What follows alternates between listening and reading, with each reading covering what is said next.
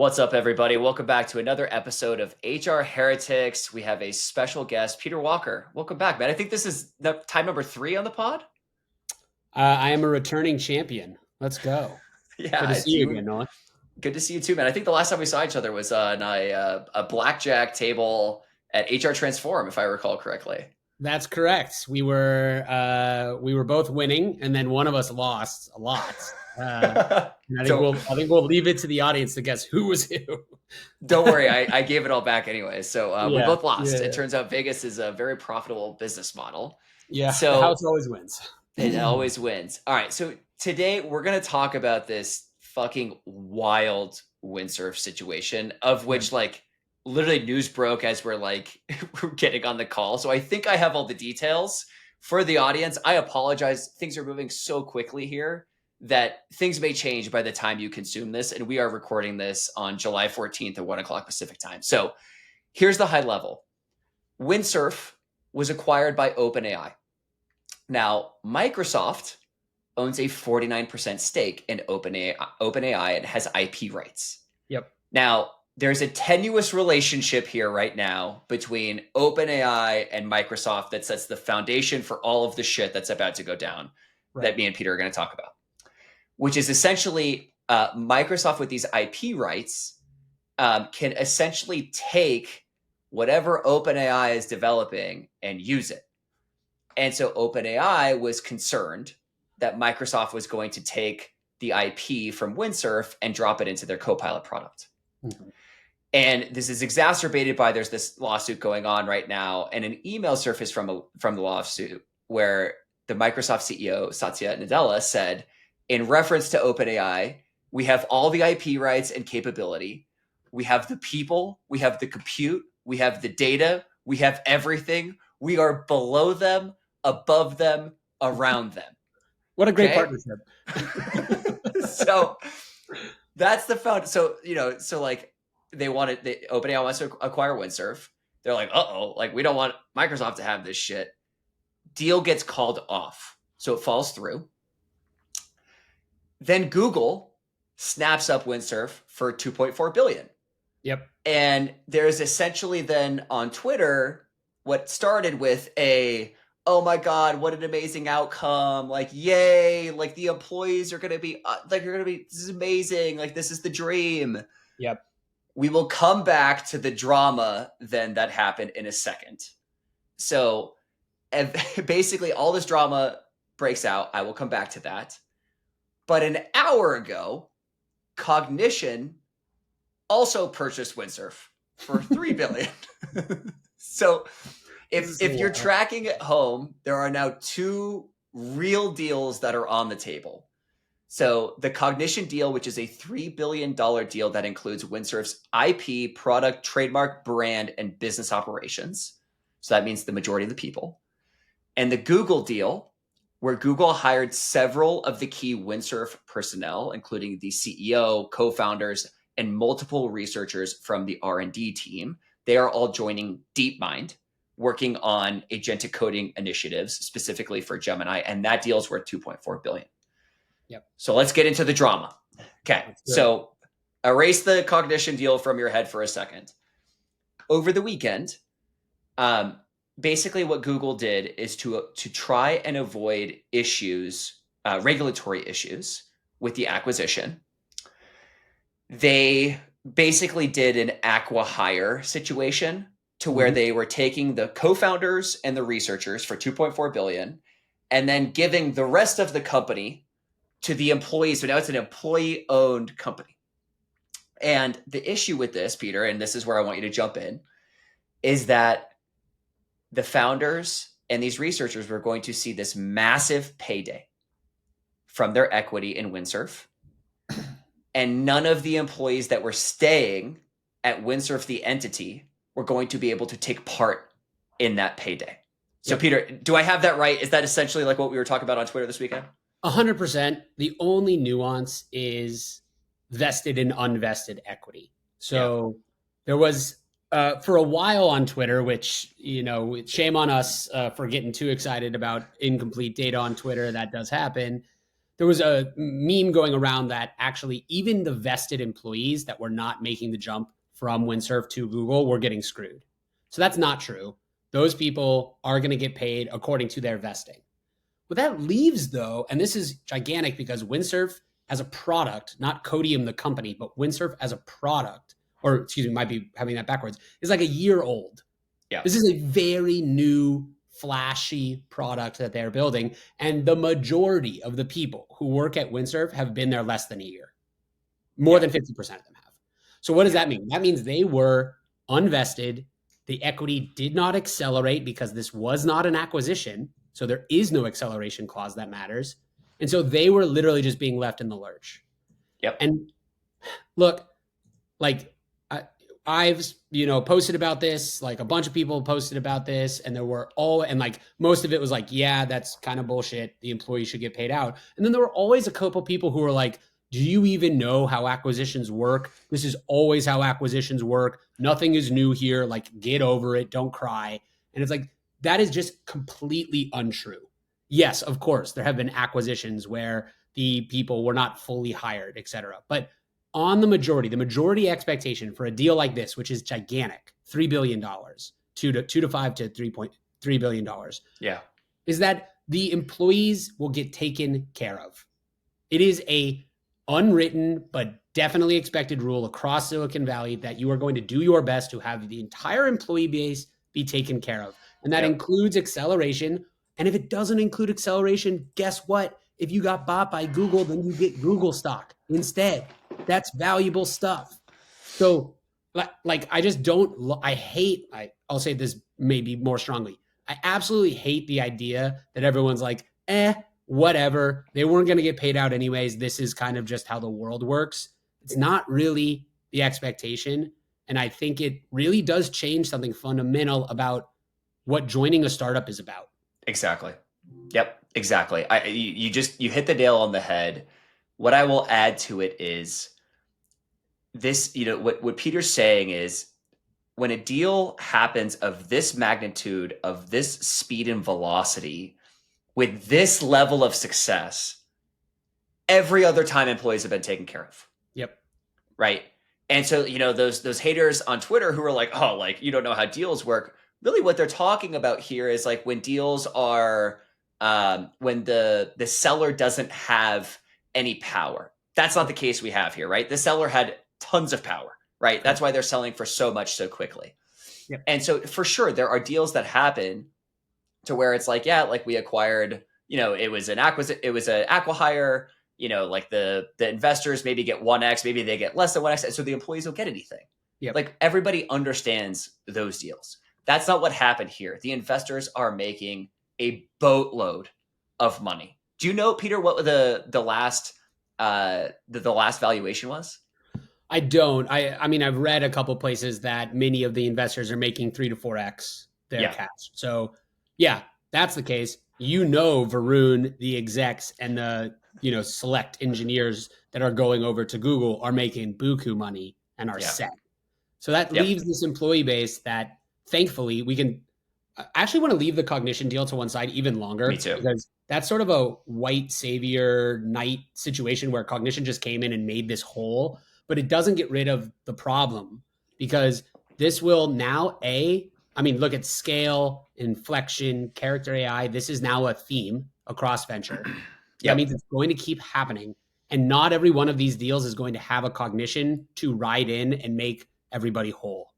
And so it really does change the calculus of joining a startup that is this rocket ship, because now not only do you have to worry about what your equity is worth, you have to be worried about whether or not you qualify into some super select group that gets to continue doing this, or they basically just put a scarlet letter on everyone who was at Windsurf who didn't make it to Google. And they were like, you clearly weren't some of the best employees we had. So good luck with the rest of this company. Yeah. I just don't I really dislike that as a move from a founder.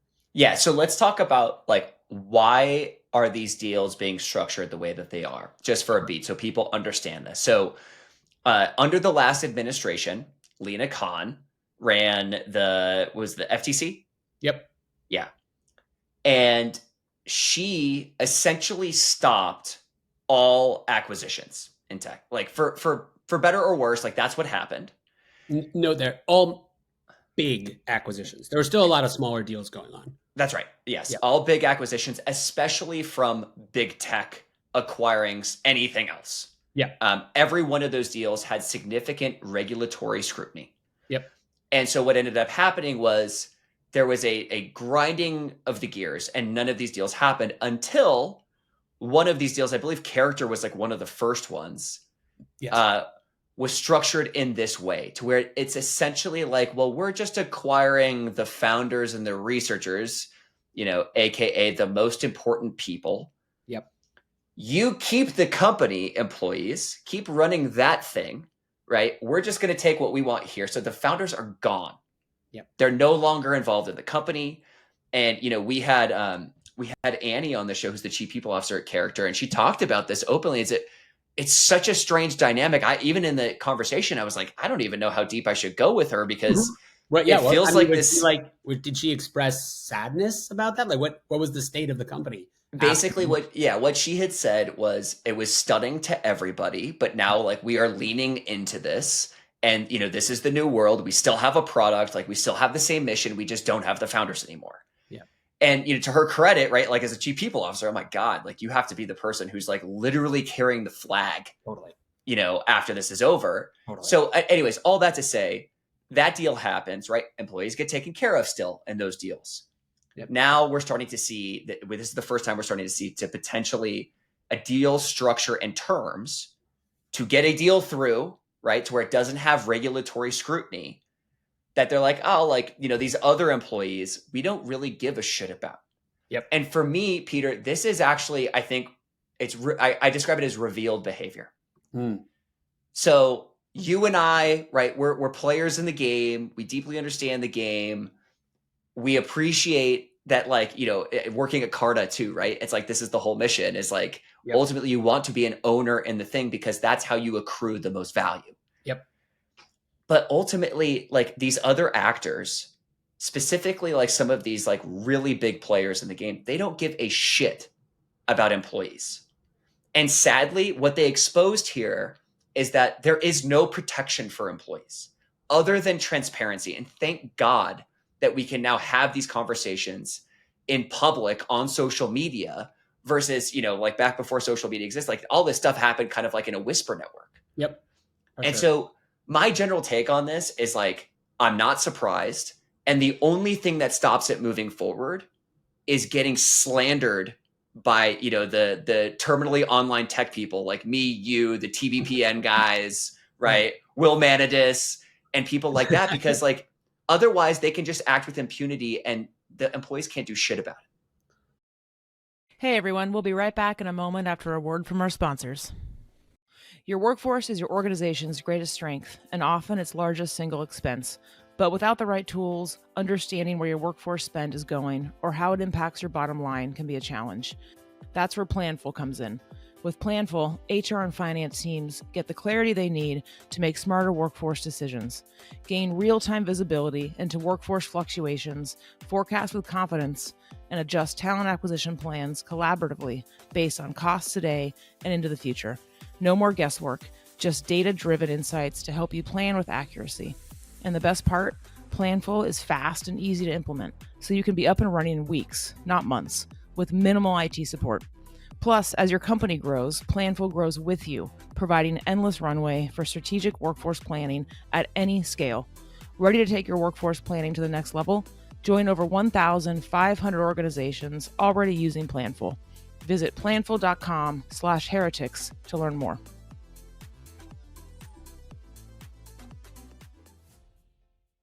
I must admit, I used to believe that AI didn't actually exist in recruiting or HR. That is until my friend Heather Doche, who leads talent at Signalfire, told me to check out Metaview. I got into the product and was like, wow, AI actually does exist in recruiting, and this product is sick. Metaview is the world's #1 AI scribe built specifically for recruiting. Their AI records and transcribes hiring conversations, like intakes, interviews, and debriefs, then provides perfectly summarized notes of everything that was discussed. I've seen firsthand how tough it can be to extract consistently high-quality data from candidate conversations. I've been in debriefs where interviewers told us about their feelings instead of what actually happened in the interview. And I've seen VPs and CEOs block hires because they didn't learn anything from skeleton scorecards. Metaview changes everything. With perfect notes from every conversation, your people can focus on creating a human connection with candidates, and they can save time on the busy work of cleaning up notes after every interview. But it's so much more than just a time saver, because perfect notes means perfect data. For every candidate and every pipeline, hiring teams can make confident, informed decisions, and talent leaders can finally take control of the interview process. Metaview covers all your compliance needs, works with all your existing tools, and takes less than 3 minutes to set up. Join talent leaders at organizations like Brex, Deel, HelloFresh, and Quora, and check out Metaview. Head over to metaview.ai/heretics to talk to one of Metaview's product experts. Tell them that me and Kelly sent you. Or you could just go to their website and get started for free. You'll be up, running, and AI-enabled in minutes. Yeah, so this is I want to be careful here and say there's a possibility that this was all one deal and it was always going to work out this way. And the problem from the Windsurf side was a problem of communication, not of intent. Totally fair. And if that's the truth, then that's the truth. But what it reveals is that there is a pathway to do this where this is really negative for employees. And I think going back to the new format of this, I think it impacts employees in two ways. The first is if you've separated the acquisition from the hiring, which again, this is also downstream of Meta's insane compensation packages for some of those new AI researchers where it just feels as though the comp relative to everything else is gigantic these days. And so individual talented people are now more important than the product. Like Google, by dint of this acquisition, clearly made it clear to everyone that they didn't give a shit about the product at all. They were non-exclusive licensing it. They're like, whatever, like maybe we use it, maybe we don't. That's not important to us. What's important is getting the right folks from this business into our business. So one, it's separating talent from product and therefore grading talent. And the other thing that makes me upset is it's always been the case that employees get the whip into the stick here. And on down acquisitions, they don't get paid out. On a lot of acquisitions, they don't make nearly as much money as you think. There's a preference stack. Exactly. The common, all those things.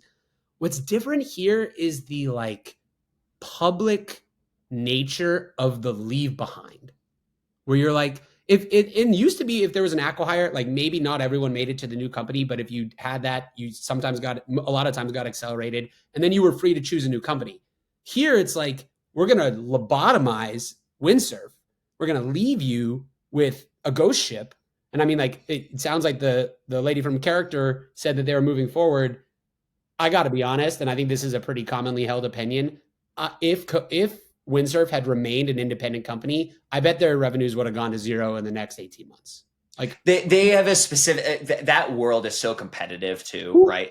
Who would use, why are you an enterprise customer signing up to Windsurf when literally all of the best engineers and the CEO just left to Google? And by the way, everyone in the world knows about it because it was the most public thing on Twitter for a whole weekend. That to me is the bad part. You're hitting those employees with not good enough stamps in public. That is to me messed up. So I don't know if I get what you're saying there, but I think one of the things that I really like about this era is that finally, the top employees are getting paid, right? Sure. So it's not like an or thing for me, but I do love that. I think that's actually a great thing. It's always kind of been this way.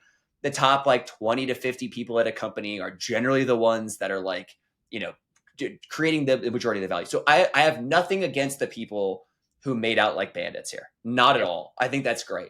Yep. For me, it's everyone else and how we think about them as part of the ecosystem. And this is where I will tell you, I feel like the era of AI, you're seeing, you could see people how they talk about it. They don't give a shit about you. If you are not an R&D researcher creating the actual models and creating these, they don't care. Yep. They feel like you are replaceable. And the only positive thing from this is that finally we have seen Deel terms say it out loud. Again, we believe this is true, right? It's July 14th. Maybe it turns out me and Peter are 1:22 wrong. p.m. Pacific. Yeah, Exactly. maybe we're wrong. But the reason why everyone's worked up about this is because logically, I can see where they're coming from.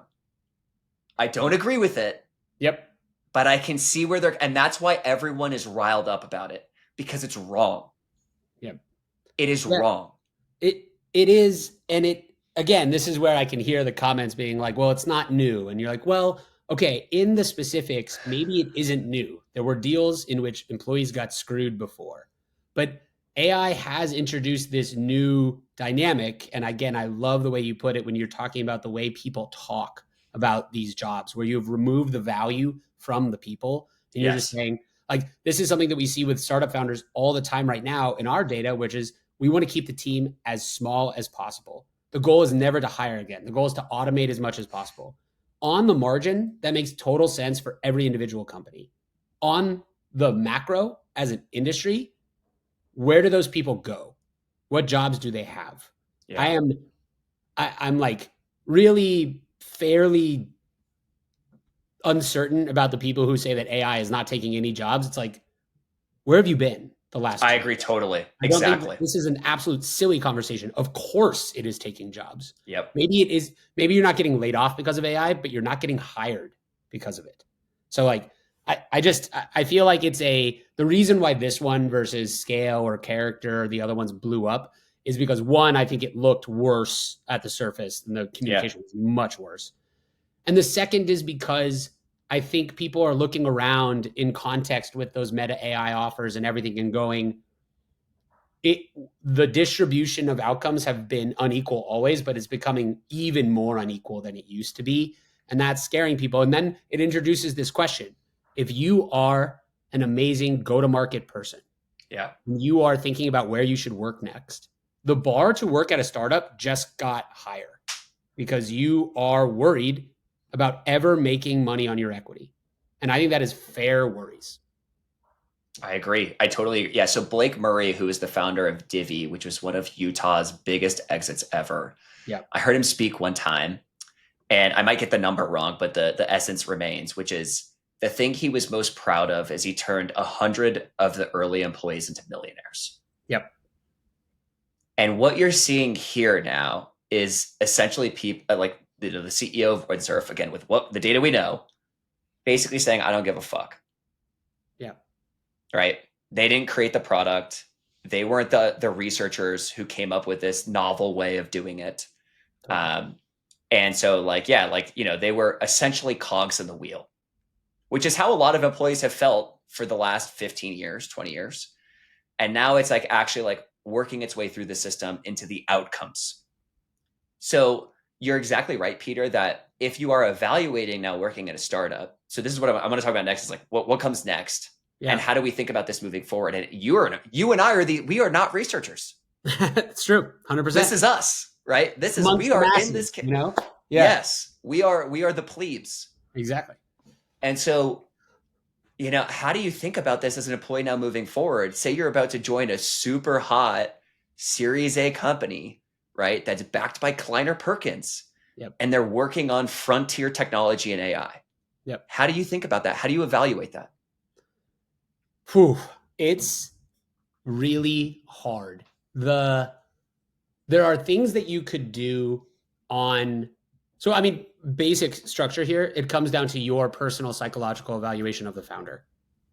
Exactly. And really, I mean, that's always been true. You're betting your career on the founder if you join an early stage startup. That has never been more true than it is today. That is like fundamentally, will this person, great example from Scott Belsky at Behance when Adobe bought them was like going through individual people and negotiating deals for each individual person on his cap table. Like props to Scott. That's the kind of shit you want. I saw that story this weekend. It's exactly what you want. How as an employee do you know whether or not you're joining a Scott? I'm just going to ask. Like, yeah. It's like, just ask. I'm sure the recruiter on the call is going to tell you exactly what you need to know. So hard. On the actual structure side, though, there are some things that I think I'm going to be watching in our data to see if they become more common, which is first and foremost on the unvested equity portion.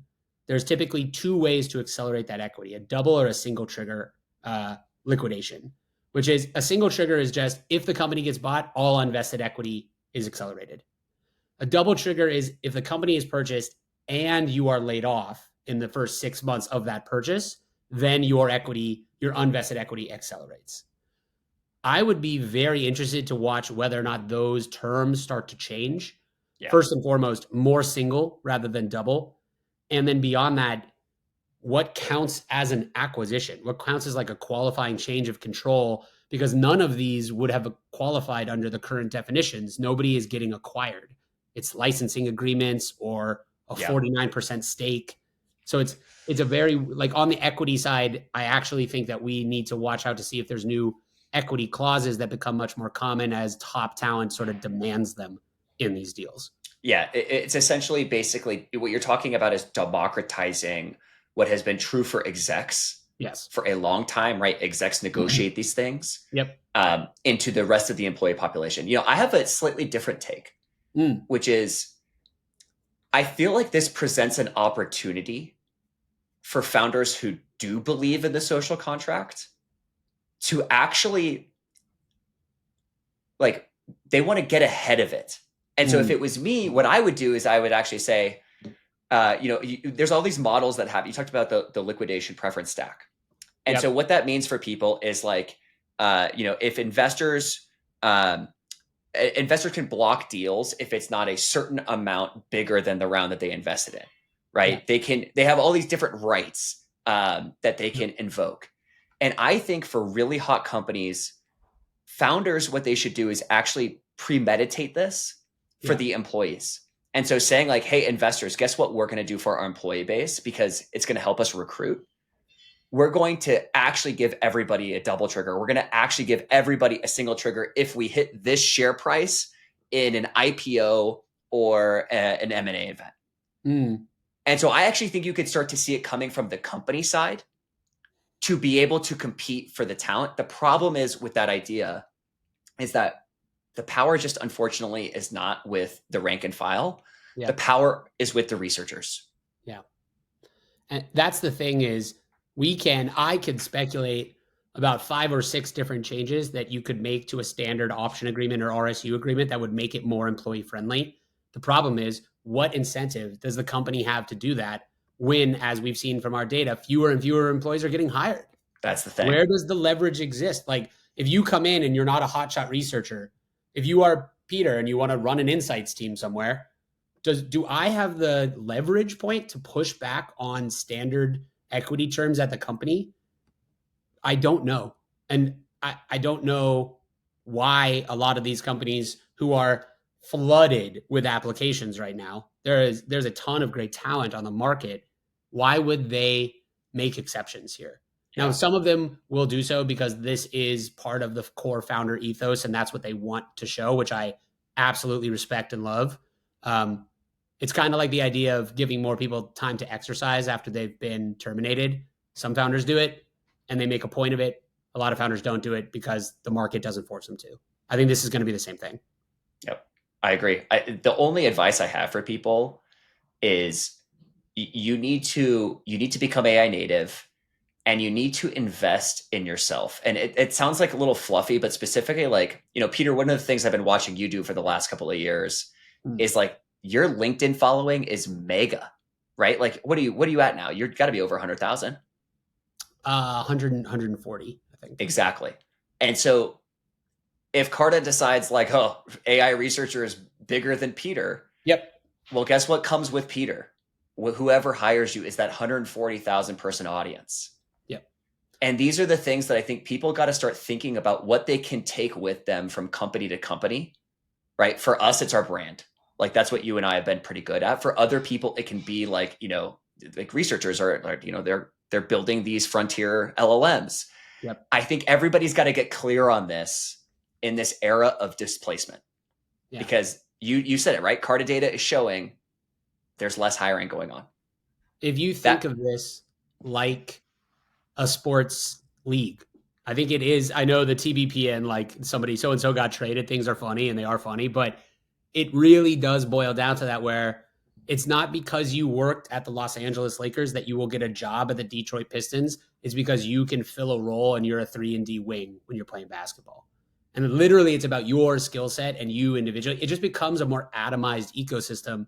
And I can mourn for that as much as I want to, which I am. Like I do think that like starting at a small company as an early employee, as a generalist, is an awesome way to build your life. You learn so much. And I just hope that there's still room for that. But in general, I think your points are really, really well made. You have to take control of what you offer on the table. And sadly, you might expect less from execs or company management in terms of how much they are going to care about you when the chips are down. Yep. Yeah, it's a sad and I think an oftentimes ugly state of reality that we're looking at. We're looking for good actors. Yeah. And so I think the other thing we're going to see is like when good actors do good things, they're going to be praised very widely, especially on social media. So yeah, we're in a new era. Peter, thanks so much for taking the time, brother. It's always good to see you. Absolutely, Nolan. See you soon.